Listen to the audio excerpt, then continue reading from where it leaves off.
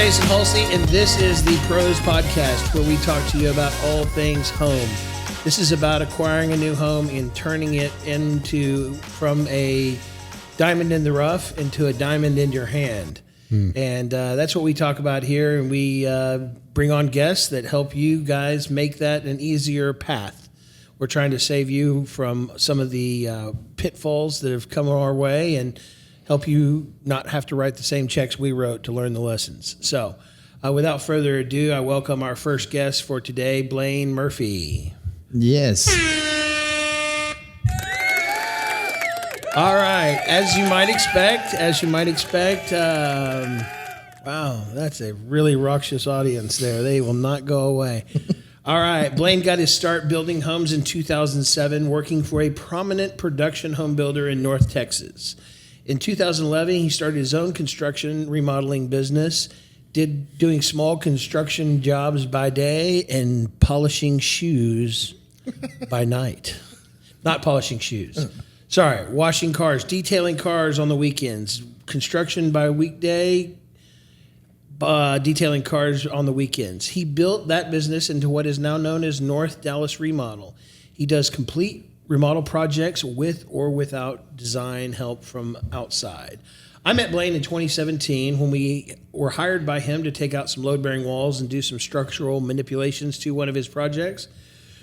We've since done many projects together, and in 2019, at my encouraging, Blaine started a sister company to the load-bearing wall business called LBWP, Load Bearing Wall Pro Interiors. Brilliant! And he comes in now and patches the house up and kind of puts Humpty Dumpty back together again after we have done the major surgery. And so he, for lack of a better word, follows behind and cleans up the best. So we're grateful to him for that service, and it does make our jobs easier to sell when they have a solution on how this thing is going to come to look more like a house again and not a construction project. Blaine lives in the DFW Metroplex, has 2 middle school-aged kids. Put your hands together and help me welcome Blaine Murphy. Glad to have you on, Blaine. Thanks, guys. Sounds like you're a pro in the area of many things. Turns out. Washing cars. I also have a wife. And Blaine, welcome to our folding table. Thank you. We're just getting started. Honestly never done anything like this before, so glad to be here. First podcast? First anything theatrical, yes.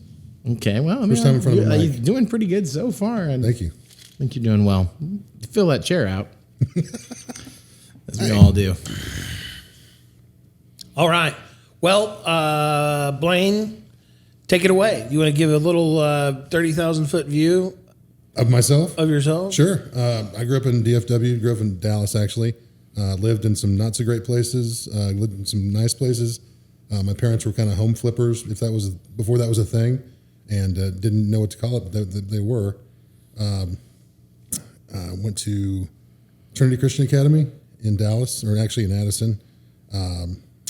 Married my arguably high school, but definitely college sweetheart, and we live in North Dallas, like you said, and we make it prettier one house at a time. Let's dig into the remodeling a little bit. So do you have, I guess in your neighborhood, you're kind of a neighborhood specialist over there, kind of staying in that same 75248 zip code for the most part, or a little bit?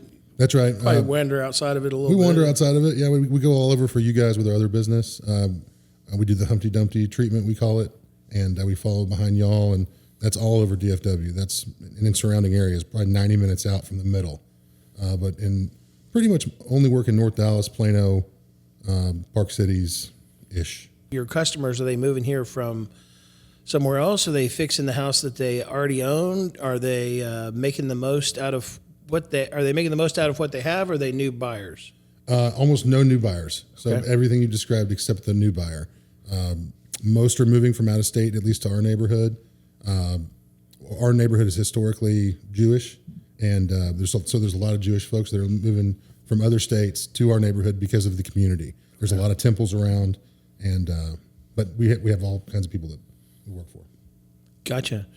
What does a project take timeline-wise if we're remodeling a house? I guess everything's about the level of depth you go to. So That's right. But what would I say if I had a kitchen, family room, master bath, and powder bath? That's probably a pretty common combination. That's a very common. That's probably the most common combination, and that's about a 12 to 14 week. Once we have design in place, project. Basically, the first day, everybody wants structural engineering done when they move walls, and almost all the jobs that we do that are bigger have walls moving, so that the house is more of an open concept. So that's kind of how we know each other professionally. Almost everybody that we use, whether they want a permit or not, demands that they have engineering, and so which is a smart deal. And so day one, our brothers, the load-bearing wall pros, they move the walls and they get out, and people can't believe it. Customers really don't believe it when they watch ants marching, but it's almost always one day, and so that's one day. Mechanicals, that is HVAC, plumbing, and electrical. We can do those in a big enough project at the same time, but sometimes on smaller jobs, we do them by trade. The honest answer is it takes about 12 to 14 weeks for almost any job where you touch most things on the first floor. And you can't get much production that's good production faster than that. And a lot of people in the remodeling, from what I've noticed, they just don't understand the dry time. There is time for our materials to dry. You know, we're doing a small project in a tight space. When we paint, it's got to dry. And so sometimes you have some days, what seem like dead days, and they're not really dead days. Your house is in there drying and settling, and you're just continuing to work over wet work is just not good. And so, there's definitely some days in there where there's no activity and the house is kind of. That's right. And if you force it, you're going to have warranty issues. So if the tape and bed is done and the mud work is done in a manner that it's allowed to dry all the way, you can get away with 2 skim coats. If not, we usually do 3. The house needs to be air conditioned or heated. You can't just leave and turn your AC off and expect your mud to dry in a timely manner. And customers all the time call us, hey, we haven't seen you guys today. We saw production until paint started, and now you guys are multiple days off. It's what you just said, it's drying. Have you ever had anything where you moved too fast and got dust end up on wet paint? Oh, yeah, for sure. Dust ending up on wet paint is a rookie mistake. When you paint, you got to turn your HVAC Yeah, on. but if you do it more than once, then you're not catching on. And so, but to a homeowner, here's the other part of the scheduling thing and seeing people as Blaine remodels a house, or as anyone else does. Like, let's just say that flooring is supposed to finish on Wednesday, okay? And then my next step would be I'm installing baseboard over flooring. And if I schedule my baseboard guy for Thursday morning and my flooring guy's not ready, and so now I create a mess for myself because now I have the domino effect. So my flooring wasn't ready on what didn't finish on Wednesday as planned, but I have my baseboard guy scheduled for Thursday. If I don't give myself a day of slippage in there on a big project like flooring, then when my turn comes up and I'm not ready on Thursday, the baseboard guy puts me at the end of the line. Right. He doesn't just get to show up at my house on Friday because he has a Friday client, right? And so, people don't understand that I'm scheduling these days in here, and we got finished early, or that was a slippage day right there. That was just because we can't afford to be put at the end of the line on the baseboard guy, so. That is a day of slippage right there, and that one thing, giving up that one day, will allow me to not give up 2 weeks. That's right. It facilitates. And when a house gets out of order, it loses its traction. There is this feng shui to a remodel that is progressing as it's supposed to, and when steps start getting out of order, I mean, I'm telling you your craft. I mean, I remodeled for a lot of years, but. I mean, speak to that. Speak to what happens when the house loses its energy. It loses its traction. That's a good way of putting it. The trades work, trusted trades work on morale. And when you kill their morale, it just kills the project. Huh. And that can be losing your feng shui, as you said. It could also be an unreasonable customer. And more, part of my job is to be like a life coach for our guys. My partner and I, we we're like a life coach, but we're also kind of like a life coach for the customers as well. And a lot of them need to have their expectations managed, not just in the beginning, but showing them this thing has helped a lot, the schedule, but also throughout the process, understanding that the expectation is you're going to get good work one time. We're going to not make mistakes. But you are going to see us not come some days, and that's part of the plan. And as long as you explain that to them, I've learned in my older age, my middle age, they get it. It's very dangerous to give the customer too much information. That's then right. they feel like they have an itinerary. That's right. And they're not used to construction being an organic, it's a living organism, your house, and the process of fixing it. And so sometimes we call an audible and do things out of order. If a floor guy can't get there, and if this guy can't get there, then we kind of flip the script and we put somebody else in ahead, and we might do cabinets before flooring and floor around the cap. That's right. So it's all great until it's not. And when the guy gets He points at it. Your carpenter catches COVID, and now that's a 2-week delay.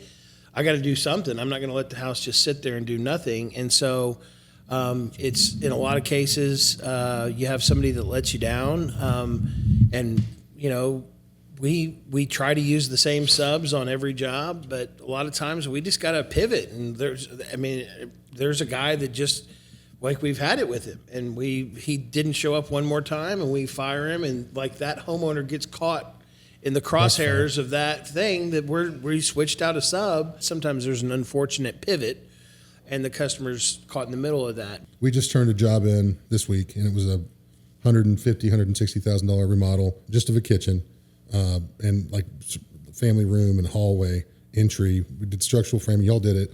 And we told the people 12 to 14 weeks, and we got done in 10 and a half. And they were very happy that we got done in 10 and a half. But had we told them 10 to 12 weeks and we got done in 10 and a half, they would not be as happy. And if we told them we guessed 10 and a half, then at 10, they would start touching us more through text and through the production thread and getting, can I move my stuff in? When's the paint going to be dry? But because they're expecting 12 to 14, everybody wins. So I hope that answers your question. So the moral of the story is your builder. Just to land the plane on the thing, I would hire a builder I trusted and then let him run the calendar and not try and be a grinder, finger in his ear the whole time. A noisy wheel just is noisy. You don't get any extra attention. And we could go into a whole thing about being a good client, and through the negotiation process, I've never understood people that just want to get the cheapest price,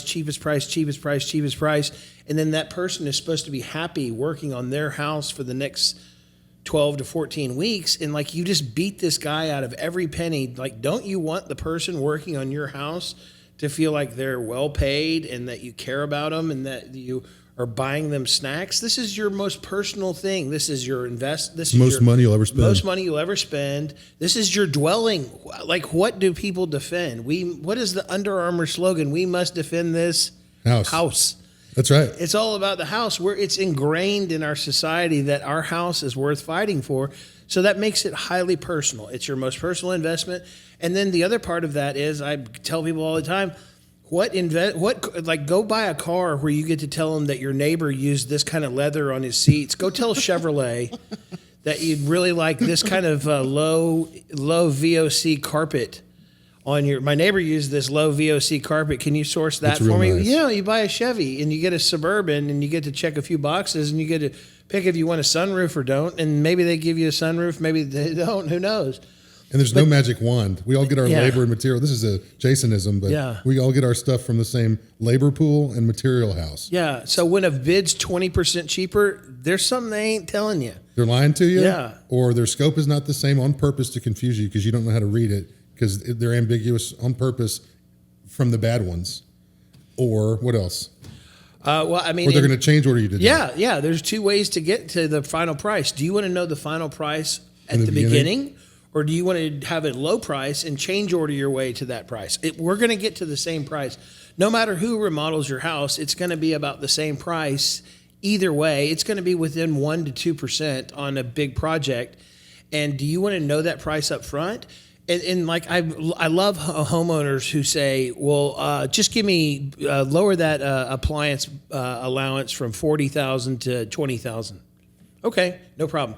It's your money. Like I can make the bid say zero. It may as well just. I mean, if you make it say 20,000 lighter than what you're going to spend, it may as well say graham crackers down at the bottom because the number doesn't mean anything. If you tell me to massage it and shape it into this, I can sure do that, but it's just a number on paper. At the end of the day, we're going to have to go buy those expensive appliances, and I don't know where the 20,000 off store is. Could you tell me? Home Depot.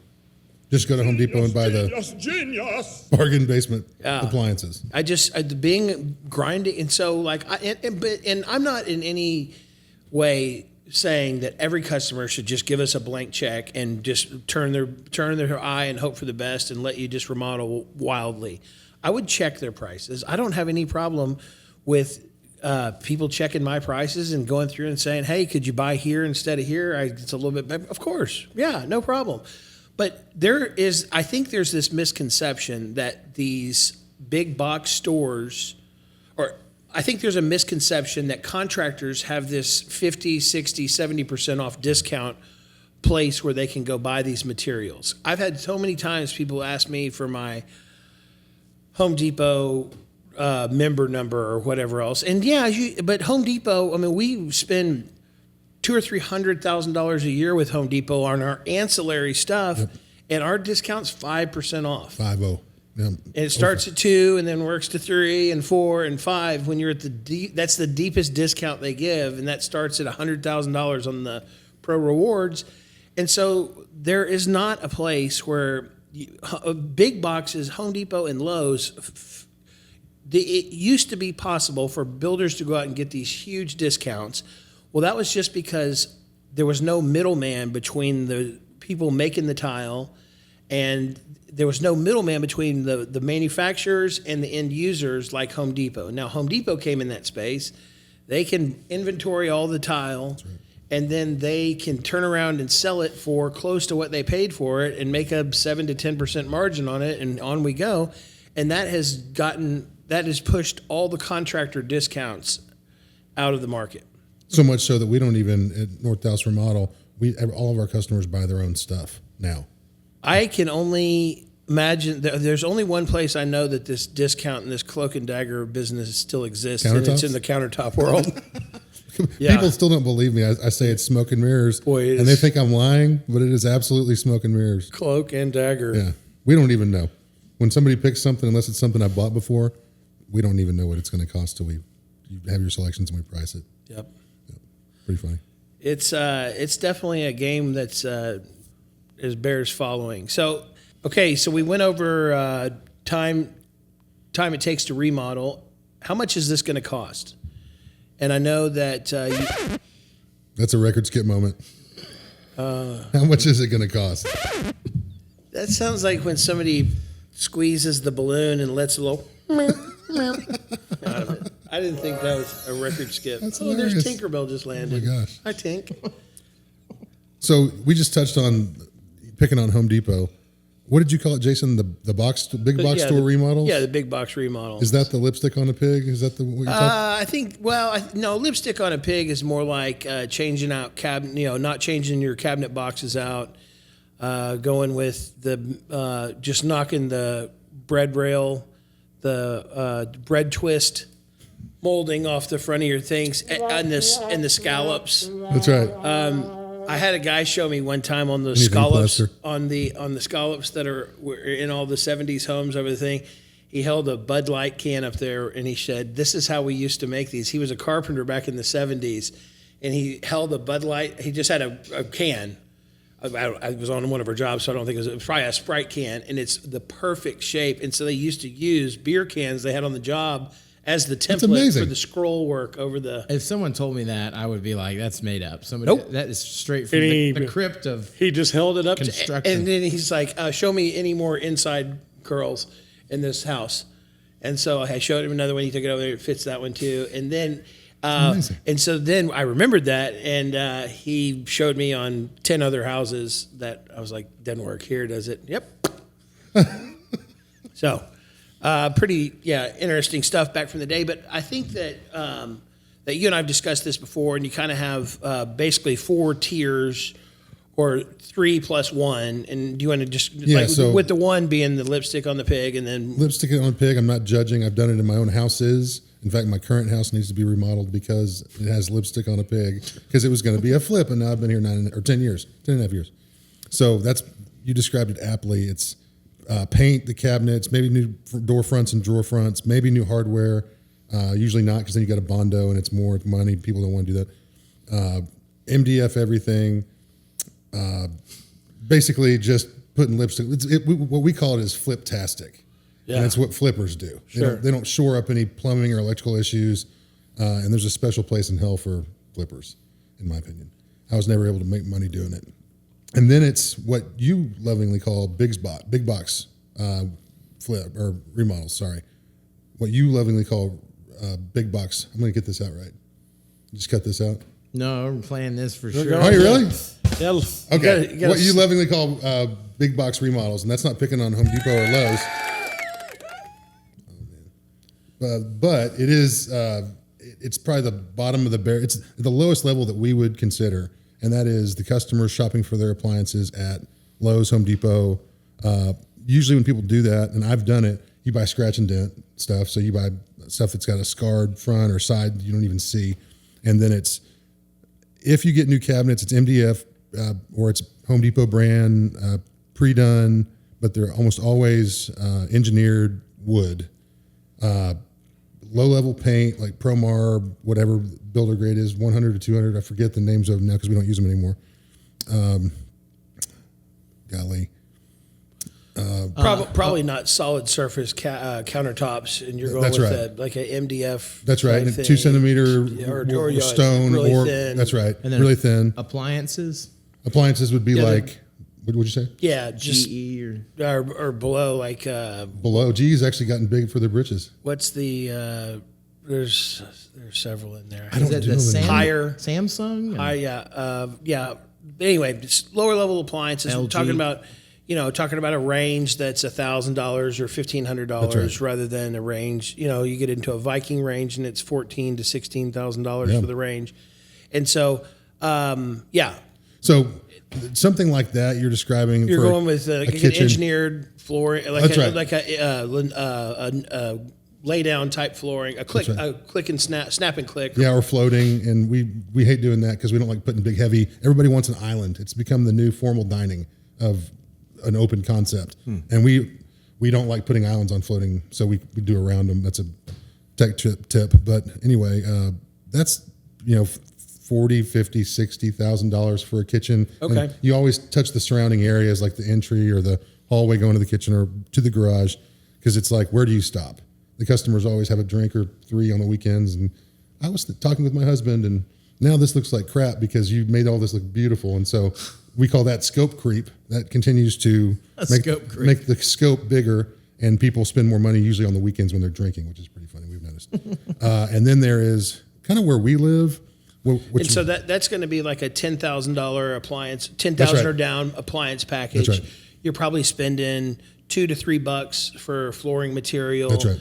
You're in the box cabinets. So you like, should I do a 36-inch set of drawers here or a 24-inch set of drawers here? That's right. And you kind of Lego click it all together. Lego your kitchen cabinets together. It's not custom. That's right. And you don't get fun things like spice racks where you want them, or a trash bin where you want it, or an appliance garage for this thing. You just don't do any of that. You don't. And then wall textures probably just match what you got. light. Okay. Yeah. Most people go, I didn't know floating it was that much. Let's keep what we got. Sure. And as long as it's not acoustic popcorn, we can deal with that. And then basically pop in a couple of cans, That's right. It's Modern LEDs. Majority of the sheetrock stays. We're only going to move what we have to. That's right. Okay. And we don't do that much anymore. Not that we're too bougie. It's just we've all grown up, right? We're not. Well, and I think that's probably driven by your neighborhood. Maybe so. I think your fair. neighborhood probably mandates a little bit higher thing to keep up with the Joneses, and if you Just for resale. went through a big remodel and it doesn't keep up with the Joneses, I think that's probably pretty hurtful. That's right. You wouldn't want that to happen to yourself. So don't be hurt by cheap materials. Look at what your neighbors have. Follow them. So I think we're kind of a hybrid, actually. I was thinking about this last night. We called it Premium 1 and Premium 2. So there's lipstick on a pig, then there's big box, touching everything kind of, probably not upgrading your plumbing and electrical. If you open a wall that's to the exterior and you see bad insulation, you just probably don't touch it. You just leave the vapor barrier and everything the way it is, unless you have an issue with the circuit or something. And then you get into what I would call Premium 1, which is now you're doing real construction. It's like new construction. You're touching everything and making it better because the houses in our neighborhood are 45 years old. And so all those materials are worn out. So we open the walls, we do new insulation, we do new vapor barrier, we pull all new electrical. All the cast iron in our neighborhood, the neighborhoods we work, is at least 45 years old. So we generally upgrade all of that. And then we get into custom stuff. We get into custom cabinets, generally shaker, custom cabinets. Inset is the new shaker that's the preferred. It's in vogue now. We use at least, all of our paint we use is water-based. And that's a new thing in the past 10 years because water-based 15 years ago was trash. Now it's great, but more and more we're using this. In fact, I showed you at that job we just did, that Ecro paint. It's actually a coating, and we add a hardener to it. And so it is hard like oil-based used to be, or still is, but nobody wants to work with it anymore. The young guys don't want to work with oil-based at all. Then we do inset shaker, 3-centimeter stone countertops. We do quartz, made in a press, very pretty, quartzite, made by God in the ground, and then granite. King granite's kind of dead right now. I'm sure he'll come back, but he's the least desirable of the three. We try to steer people away from marble in kitchens and bathrooms, but some people have to have it. But usually it's quartz or quartzite. And more people are saying, oh, I was told by my designer that quartz is not great. Quartzite's the new thing, and we love both. So, but we'll do whatever you want. And that is, well, let me finish. So the level of appliances would be like a Genair, Thermador. Yeah, Genair, Thermador, GE monogram. GE monogram. All that. And that's not quite to the ultra premium stuff yet. And that generally is about 70 to 110,000-ish for a kitchen. And that, again, includes upgrading the electrical, upgrading the plumbing, stuff you don't see that's not sexy, like the vapor barrier and the insulation, really making your house better so you don't have to open it up again. So it sounds like premium 1 versus premium 2, the infrastructure, the behind the scenes, the electrical circuits, the plumbing branches, the plumbing pipes, the HVAC ducting and equipment has all been brought into the modern era. That's right. And the difference between the two is probably finish out. So you're getting a Thermador range versus a Sub-Zero or Wolf or Viking range. That's right. You're getting a high level Bosch dishwasher versus a GE or a Whirlpool dishwasher. Worth the money, worth every penny. Right. But and so it sounds like, but in both cases, you're upgrading the infrastructure, the mechanical infrastructure. So if they came back and remodeled again later, which happens, okay, we've had some of our first customers come back and remodel later, and we don't have to address their wiring. We don't have to address their plumbing because we already did it. And when we do it, we take pictures of it. There's value in that. When you buy a 45-year-old house, if it's not your forever house and you upgrade something, take pictures of it, and then you give it to the packet for the realtor, and it's something that is unusual. There's money in it. But yeah, then what I call Premium 2, we do that as well. Usually that's in like the Park Cities or, high-end exclusive neighborhoods, gated, whatever. And that the main driver in the price increase, and it could be significant, is a lot of the stained grade wood. So what exotic wood are you going to use, and how is it cut? Is it rift cut? Is it whatever exotic way you want it put together? And then the appliances, like you mentioned, Sub-Zero, Wolf, Viking. A fridge could be $20,000. You might have two. And now we're at Ansac's buying tile, a lot 100%. of glass tile, That's right. crackle, Aria, all that. There's not really a way to put any sort of measurable price or like a range on that, is there? Like the world's your oyster. I tell you, I know a ton about what they want to do based on what appliances they want. because the Same. appliance, they can't necessarily tell you who made the tile or who made the cabinets. But when I gauge what their level of interest, what do they want?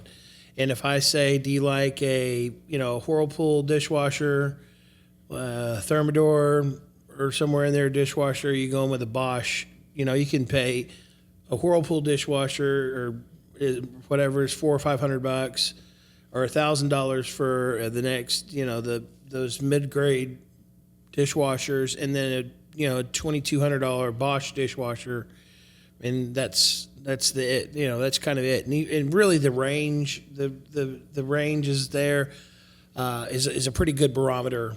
And that's just what their eyes caught on to over the time. Now, many times, I'm sure you can speak to this, they start out wanting the stuff with the red knobs, meaning wolf, Yeah. and they realize what the red knobs cost them, and they end up with the silver knobs. Or they engage in that activity I called scope creep earlier, where they have some drinks, they add a bunch to the scope, and then they back off on the appliances, which is probably pretty pragmatic and a smart idea. Right. I just thought of a topic that maybe both y'all could speak to. New technology in any of this appliance stuff that's cool or hip right now, like the microwave drawers is there something that people are catching on to or that's popular? Well, almost everything's coming Wi-Fi capable now. So the first thing that people do that are super into that tech, usually millennials and younger, ask us to do is do a mesh system for their network in their house. So that way all of their smart items can talk to each other.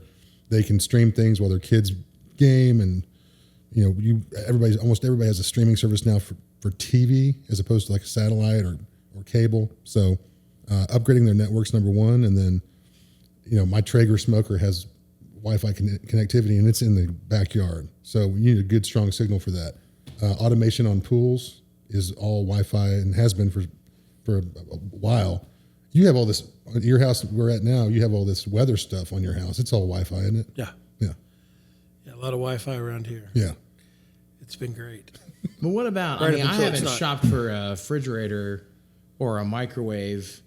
What are is there any new cool technology with, Well, I why mentioned would a refrigerator cost, I don't know, 22 grand or how much? a lot of fridges have TVs in them. I mentioned that I live in Prestonwood, which is a historically Jewish neighborhood.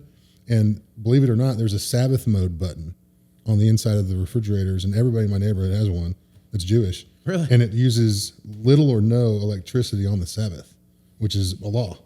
So that's pretty interesting. But what's interesting that's Wi-Fi enabled that's an appliance? We build a lot of microwaves in now that have motorized doors. That's not Wi-Fi though. What else? Yeah, I don't know that technology in refrigeration and cooking's changed a whole lot. They had the onboard thermometer Yeah. where you plug in the side of it and you put it in the meat probe Yep. and you put it in. And I think everyone Changed gets cooking. that. They're like, oh my gosh, this is revolutionary. And they use it twice. And they're like, that's such a pain in the ass. I think I'll just open the door and look Check at it. and be like, yeah. And so, and their maid washes the thermometer and now it doesn't work Doesn't or work. whatever else. And Yeah. so, Burn a brisket. Like what yeah, happened? I'm like, golly, this probe. I tell you what, I'm going to probe. I got a probe for you. You know where I'm going to stick this? Don't bend over. I'll Take show this you. probe Yeah, and stick it. Shove it. Yeah. So technology, and they tried some stuff. They had a little square in your refrigerator you're supposed to put your milk on, and you could Wi-Fi to the refrigerator and see how much milk was in. Oh, funny. And if you had milk left. For It had grocery a buying, scale, forecasting? forecasting. That's and funny.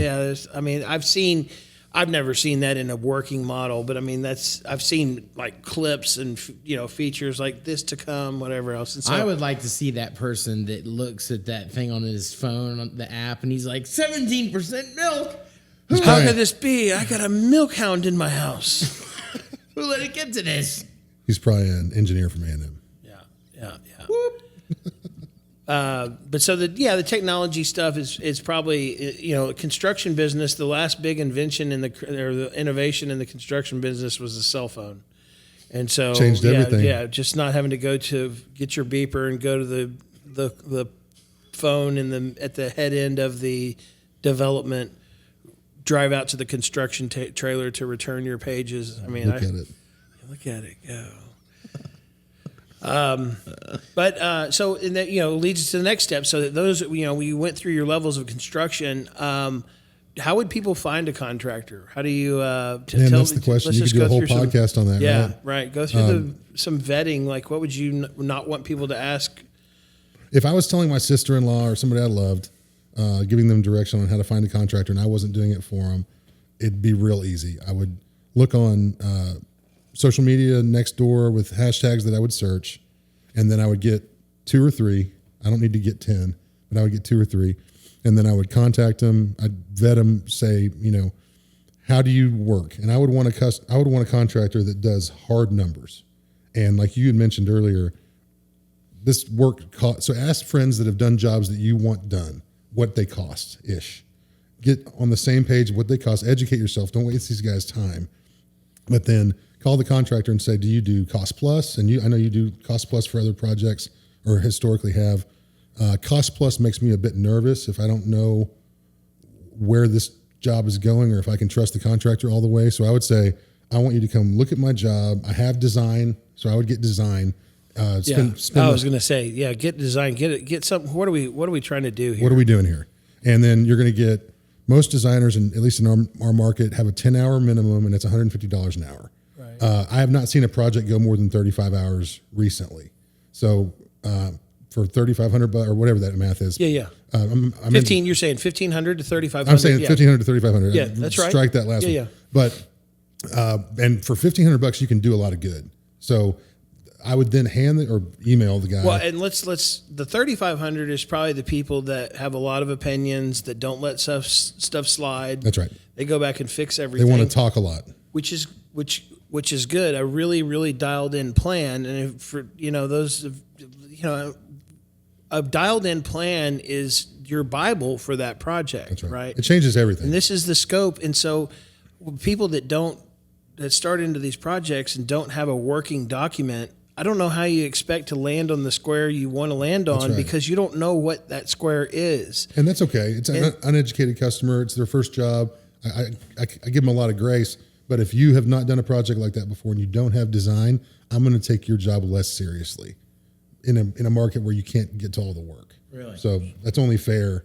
Come educated. Prioritize the ones with documentation. That's right. And the real truth of the matter is, for contractors that are trying to get it right, the plan is liberating, because we don't have to argue over where a plug is. The plug is drawn on the plan. It's a binary thing whether I install it there or don't. And so when you come back to me and say, you didn't get this right, well, let's just see what the plan says. That's right. And then we look at the plan, the plug's not on there. Well, I can put it in, but you have to realize we already tiled the backsplash, and so we're going to have to rip out. I mean, there's more some, remodel. Yeah, it's a remodel within a remodel to get to what this plan did not say. Kind of like the good fences and good neighbors. That's right. Yeah. Or an armed society is a polite society.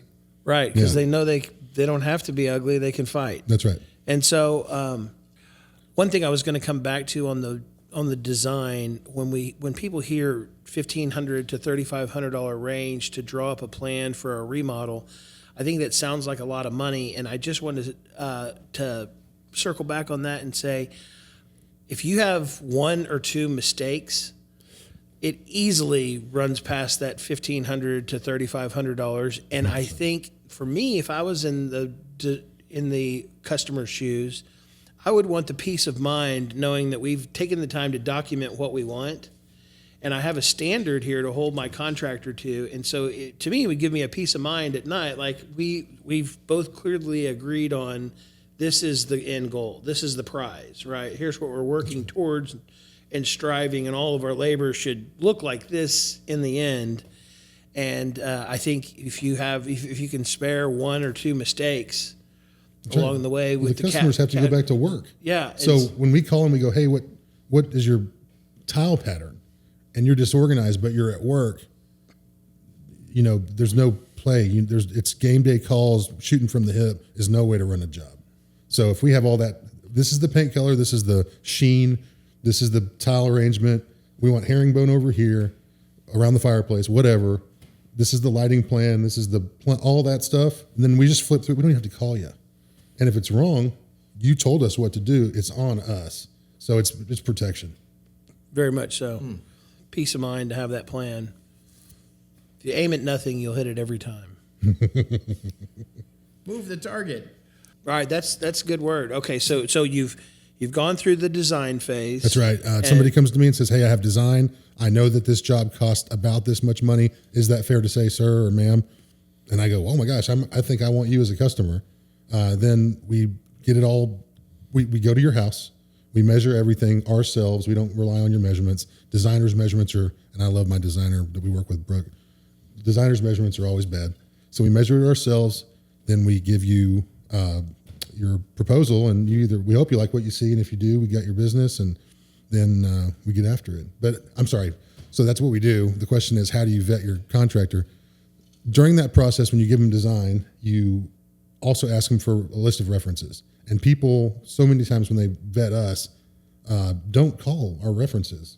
We know that because we ask them, did you like what you heard? Because we're proud of our references, and they say, oh, we didn't even bother calling, which I guess is flattering. But if it was my money and it was my job or my sister-in-law's job or somebody I'm supposed to be protecting, call the references and say three things. We always ask at the end of the job, we know the job was on time because it was. We know the budget was on budget because we give hard numbers and our contract says as much. But the third thing is, hey, y'all, do y'all feel at the end of this like we dealt with y'all fairly? If there was hiccups or whatever that came up, do you feel like we dealt with you fairly? Almost everybody says yes. In fact, I haven't heard a no in a long time. And so those are the three questions that I would ask my sister-in-law to ask the customers. And it's not cherry-picked customers that are really their brother. Call 10 of them. Say, give me your last 10 jobs, and then confirm with the people you're talking to, because it'd be hard to fake that. Confirm with the people you're talking to, if they're nice enough to talk to you, when were you chronologically? Because if it was 7 years ago, they may have been great 7 years ago. Tell them you want your last 5 or 10 jobs, and that's what I would do. When a 7-year-old job seems kind of irrelevant, that seems pretty cherry-picked from a long time ago. And so wouldn't you want to know what the current subs that work for this guy, because chances are that guy had all different subs 7 years ago. 100%. And also check their social media. If they're not up to much, or if it's like, oh, what is it? You're a creative where it's like Getty photos. It's like not even their job.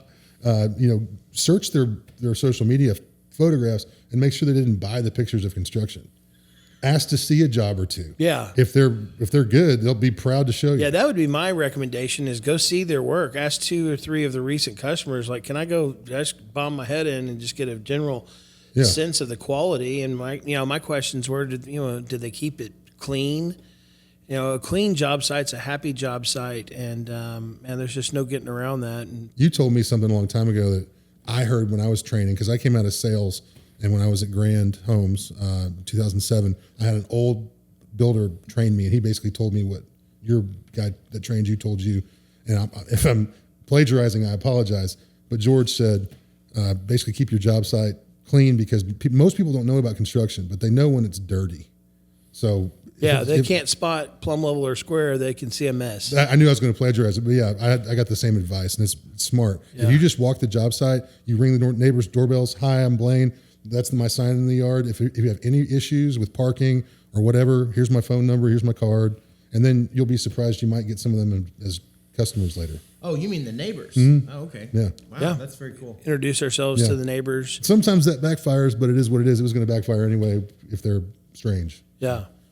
If they were just permanent, or they're on permamad, if they are in the permamad setting, then there's not anything you can do about that. I had one of those yesterday. I got a Ferguson order. And the guy backed in so we could stock the garage with all the rough end stuff. And this guy came, and it was a horseshoe, so he could get out either way. And he just came and let me have it. And I said, sir, they're going to be here for 15 minutes, man. I mean, we got to stock the house some way, and this is how we're doing it. Have a good day, Yeah, and as a customer, don't lose sight of the fact that someone was blocking the driveway when your house was remodeled. Right, or your pool was being built or whatever. Exactly. Come on. This guy, you don't think he wants to be blocking the driveway? He's trying to get out as quickly as he can. That's right. In the city of Dallas, we have 2 hours for egress without a permit. Oh. And I can block it all day long if I get a permit. So that was a little bit about how to vet a contractor, and don't be a grinder. Don't be a grinder. Just Should we have a whole segment on grinders? stick your finger in the. You need a button, Yeah. a grinder button. Best grinder stories. Oh my gosh, I got so many of them. I got some sweet justice too on some grinder people. Oh man, I built the house for this one woman, and she would come over, and she just always had her. She was just always sticking her finger everywhere into the whatever business. She'd like touch wet paint and whatever else. And she came in, and I can't remember how it came up, but she had these jeans on that were called 7 jeans, Oh, yeah? and there's like some hot rod jeans back in the day or something. I can't for the life of me remember how I know this. And so she walks over, and we had just got done installing all our countertops, and there was, so if you have been around construction, when they install countertops, there's this joint paste they use in the cracks to fill the voids called akimi. And akimi is like the stickiest stuff on this earth. The only thing more sticky than that's NP1 caulk, but akimi is so sticky, and so she sticks her finger in the akimi and ruins the joint, and then instinctively just reaches and wipes it on her leg, and she just ruins her 7 jeans. And I was just like, I saw that, and I was like, everything about me wants to dance and click my heels and run around her living room right now, but I can't, because I have to act like I didn't see her wipe permanent ruining akimi on her jeans. I was like, yes. Painters dress like Sweet mother of God, there is justice. it's hilarious. Lots of grinders. Lots of grinders. I have no grinder comment at this time. Yeah, That sounds probably like should. plead the fifth. Probably shouldn't. Well, I don't have to deal with these people anymore, so I'm out of the loop on that. I can burn their houses down. I'll tell you I'm later. insulated from it. Yeah, very much so. Yeah, there's some definite off-air stories that we've shared over the years that will kind of bring a tear to your eye, not in a good way. Not in a good way. So we kind of covered, do you want to use a designer? And the answer from Blaine and I would be an emphatic yes. That's right. Designer makes everything a little bit better. Even if they are slower and they do delay things, they cause you to not be able to move your project along as quickly as you'd like, probably. But they speed it up in the end. Speed it up in the end, and you get a little bit better product. And I think the product should be expected to more closely represent what you have in your mind's eye. If you put it on paper, and that's the expression of your mind's eye, is to get it onto the paper, and then that is, protects the contractor from having to read your mind. And there are some changes that happen. They're like engineers, and we're like mechanics. Once we get in there and there's something that you need that doesn't match the design, we can talk about that and change that in the field.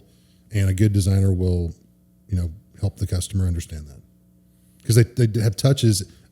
Most designers we work with have touches above and beyond the packet, meaning they hold the people's hand when they order their fixtures or whatever they order. And we don't have to do that, which helps us keep our eye on the ball also. So it's a win-win-win. I would say pay for the 15 hours or the $1,500 for the minimum, and then pay them, because you get the designer's discount anyway, which is probably 5%, but it's on big numbers it moves the needle. And then pay them to have some touches during when we say, do you want herringbone around the blank? And you go, I don't even know what that means. Let me Google it real quick. And then you can't get off the X. It stops the job. So, anyway. Yeah, having that designer on retainer sort of helps you over the hump and get you going. And then last thing is, so how to get found as a contractor? I say that's the wrong question to ask. How would people find a contractor? What are the metrics when you said some SEO? I kind of loosely answered it earlier, but you do some SEO, and or what would I be looking for as a consumer to find a contractor in a neighborhood? I'm asking my realtor. I'm getting on Nextdoor and not social media as much. I could check on their work with social media, but if I got on social media, it would be more intimate, like Nextdoor. And I would ask realtors. Sometimes realtors get kickbacks for recommending certain guys, and I've heard horror stories.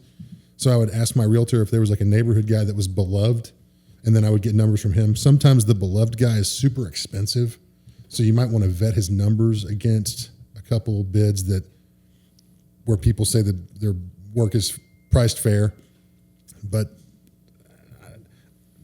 Google's probably the last place I go. If I move to a new city, I'm going to go to the local bar. I'm going to try to get in the community. If I go to church, I'm going to ask people in church, hey, is there a guy that is trustworthy? Sometimes that can backfire too, though. So I'll take all of those with a grain of salt. My parents just retired and moved to Lake Granbury, and they got a referral from a guy from church, and it ended up disastrous. So, Yeah. Do you feel like people that come to you that way, that we found you on Google, they're always versus guarded. a person that's a referral? They're from a leaned friend? back. I got that from you. They're leaned back as opposed to lean forward.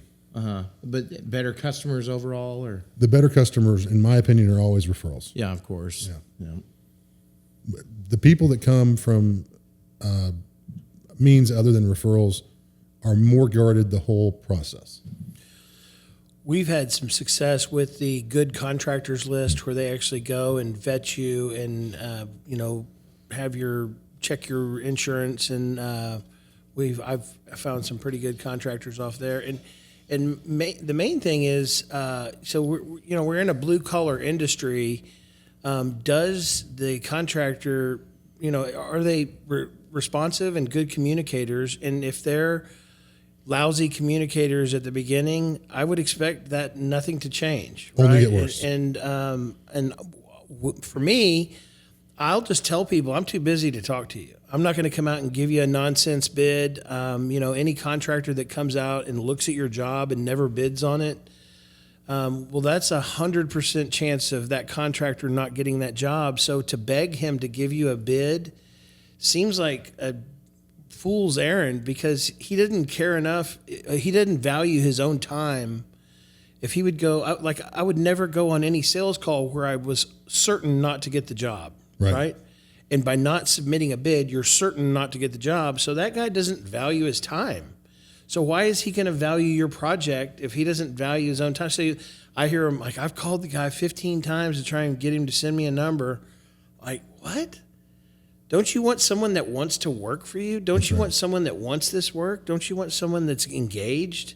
Or like, you're going to try and trick somebody into doing your job? Like, Or is that almost even like a red flag about that person? Well, can I say the quiet? Call them.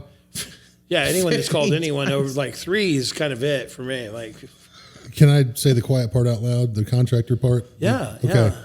Sometimes contractors are dingbats, and they work for a bigger company, a retail company, and they don't give you a bid. Always good contractors, while you are vetting them, are vetting you. They're seeing how you communicate. They're going to your house and seeing if it's like a hoarder situation, or if there's some situation that you can't tell on the phone, that on site. Oh, the wife and the husband are arguing While you're doing your sales call. Your sales call, I'm like, oh yeah. Yeah, or they. So if you do that, hide it. or Be on your best behavior during the thing, because you're being interviewed by that contractor. And when they no bid you, it's probably something about you, not them. But that is a thing. Like, I understand that you have a no shoes policy in your house for whatever reason, your culture or I can't say that. Yeah. Yeah. Say anything you want. That's a total culture thing. It Okay. totally is. But every guy in this house that's going to work in here is going to have shoes on. And I if need you to make them take their shoes off, they're going to resent you for it. And Yes. I'm using less nails. I am. Jensen on the nails. Doop. It'll work. It'll work. But truly, a little bit of insulation here, a little insulation over here, insulation over here. They don't get all the insulation. there's not a lot of that. I don't even have shoes on. I can't put insulation everywhere. It's going to touch my bare feet. It just. And that guy that shows up with no socks. Yeah, I had a really guy- want him to take his shoes off? And also, if you've done a lot of work on your house yourself, I went to somebody y'all sent me to about a year ago, and the guy, I don't want to say what city he was in, but he was in a city, and he had done all this wet work in his house, and like some walls were level 4, and some walls were level 5, and he knew which ones were which, and they looked identical to me. And by the way, the difference between the two is the soft shoe. It's all sales anyway, and he had serial killer notes, 3 pages of 12-point font, no space, of all the things in these 2 rooms he wanted addressed. And we just went, thank you, but we can't work for you. And so understand yourself, be self-aware, but I guess if you're not self-aware, you're not going to be self-aware. So what am I even saying? Sorry. If you don't know this now, if you don't know this about you by About now. you. Yeah. Hide your crazy wife or husband. Yeah. That's about the time that person's switching off this podcast right here. Yeah. Like these Hey, fools. hey, if you have to run off, run off. That's all right. We've done our job. We've saved a contractor from having to deal with you. Well, it's like those Trump stickers y'all put on the trailers during COVID. You like just select yourself out. Yeah, naturally Yeah. select yourself. You don't like Yeah. don't like you some Trump, pound sand. There's plenty of walls to be taken out there. You don't got to vote for him, but finding a contractor that supports the other side is going to be kind of hard in right, North Texas. right, yeah. Work harder, get less. Yeah. Everyone loves that. Yeah, loves that. Okay, well, we've had a lot of contractor talk and talk about vetting contractors and how to sort through, kind of separate the wheat from the chaff, and you've given us some insight on that. And so we just are grateful. We think that in here is a lot of pertinent information that would apply to anyone remodeling a house, and thinking that they can go and glean from some of the holes we've stepped in along the way, and some of the things that have caused customer relationships to be difficult, and hopefully they can learn from some of the stories that we've shared on that. And so it brings us to saying goodbye.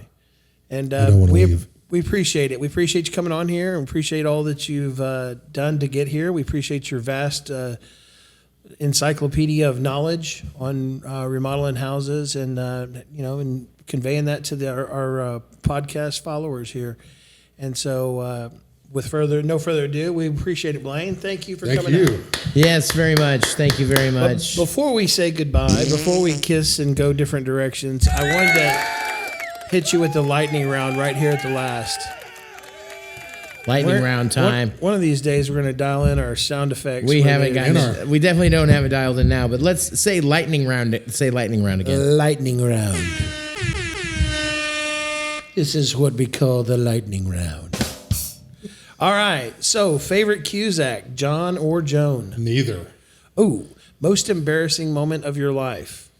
I was in sixth grade. I have many, but this is one of them. I was in the sixth grade, and I was a big kid. Shocker. There was a small eighth grader that was in our neighborhood, and he wanted to fight me. I didn't know why, but I thought, why not? And he punched me several times, and I went down, and I shot up. I went into like fight or flight and slammed my head. I turned around to run, and I slammed my head into a basketball goal pole and knocked myself unconscious. Okay, And that'll do it. when I woke up, my buddies that stuck around, none of them did, were like, man, he's really old. Yeah, the sun was in your eyes, and I was super embarrassed. And you didn't have your chapstick or anything. It's not your fault. No, I didn't have my batting glove on. Corn or flour tortilla? Flour. Funniest person you know? You. Ah! One vote going for the good guys. Bingo. Handshake or fist bump? I like handshake and a hug. And a hug. Oh, yeah. You're right. yeah. You're a bit of a hugger. You're a hugger. I'm a hugger. Did you follow all the COVID rules? COVID killed my hug game, but I did until y'all snapped me out of it. I remember that. I remember you being the hand sanitizer guy there for a I minute. was from Lockwood. Hunter, fisher, or gatherer? Hunter. Favorite restaurant in Dallas? Lockwood Distillery. And I'm not saying that because they're my friends. I love it. It's my favorite place to go. Okay, I was going to say Albernays, but that's been dethroned. That's right. Okay, Yeah. Albernays. Hey, Lockwood. let's go. All right. Appreciate y'all joining us for another weekly podcast here on the Podcast Pros. Pros Podcast? The Pros Podcast. The Pros Experience. Podcast Experience. I'll learn it one of these times. We'll stay tuned for more episodes. It was fun.